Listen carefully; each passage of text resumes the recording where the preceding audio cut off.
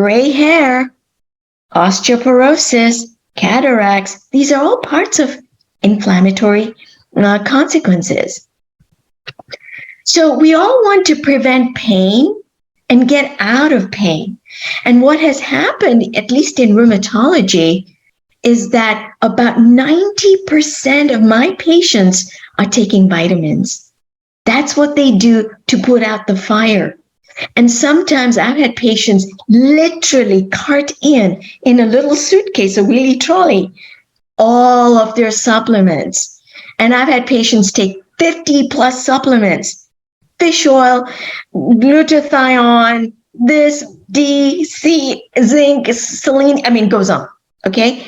And so we're trying to take out the fire with a hose of vitamins. Let's put the fire out, okay? And this is becoming a reality. They might be on diets and taking Vitamix, equipment for fasting and juicing and all that. But here's the thing. We have to look at the other part of the equation, and I was in this situation. The reality is many of the doctors are burned out. There's a shortage, and we're talking about inflammation. The pun, I didn't realize, but the pun is right here. We are burned out. And the estimate is 1 in 2 doctors are really tired. And I think that's an underestimate. Mayo Clinic has put out recent data that it may be as high as 75% of doctors are burned out. That's 3 out of 4. So if you're going to see your doctor and you think they're facing a computer, they're tired.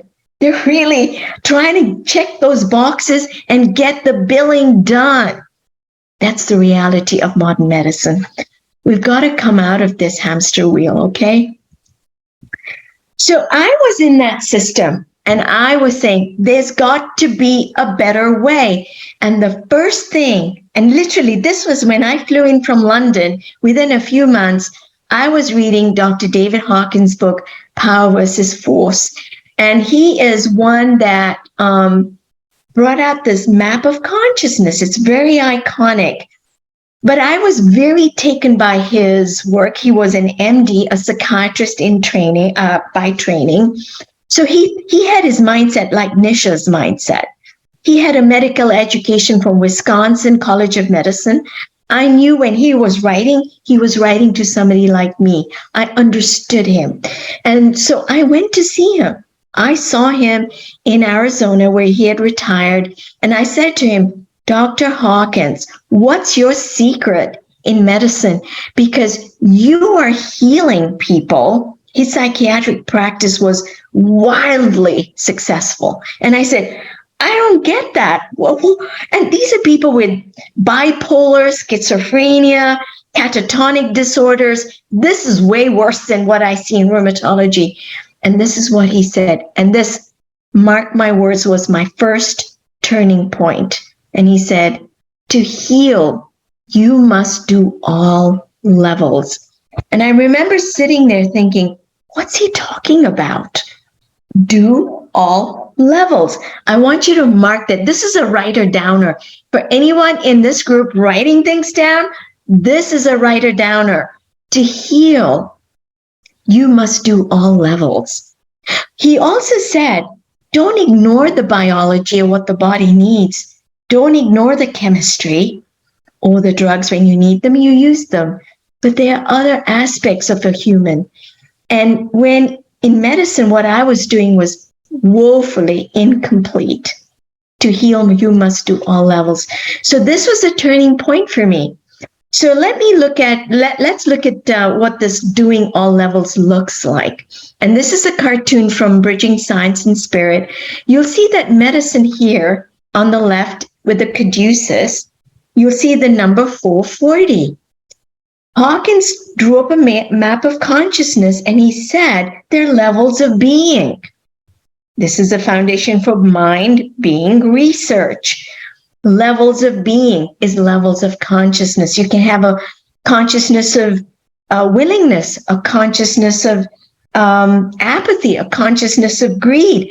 Medicine is stuck in the intellect. We are stuck in this causes this causes this. You analyze, then you fix it. You analyze again, then you fix some more. You adjust a cookie cutter protocol. That's how we do it. That's the intellectual way. What Hawkins was trying to tell me was you need the other levels. You have to go above the intellect. You have to make people aware of their inner resources, what nature is already giving them in spiritual inheritance and other. And that's what I'm going to talk about. So this was turning point number 1. All levels must be attended to. The turning point number 2 came with this paper, and I've written in Bridging Science and Spirit, there was another paper on homeopathy that I was so taken by, written by Dr. Tiller, and I said, whoa, I need to reach this gentleman. He had, by that time, retired from Stanford, and he was in Scottsdale, Arizona, but this was the second paper, Subtle Energies, which was easier for me to understand. Subtle energies are already installed in the body. But here's the problem. In medicine, when I do anatomy or anatomy dissection, I don't see them. I see blood vessels, I see nerves, I see muscles and tendons, but where are these energy channels? And so when you don't see something, it doesn't exist. It's invisible. And this was a big problem.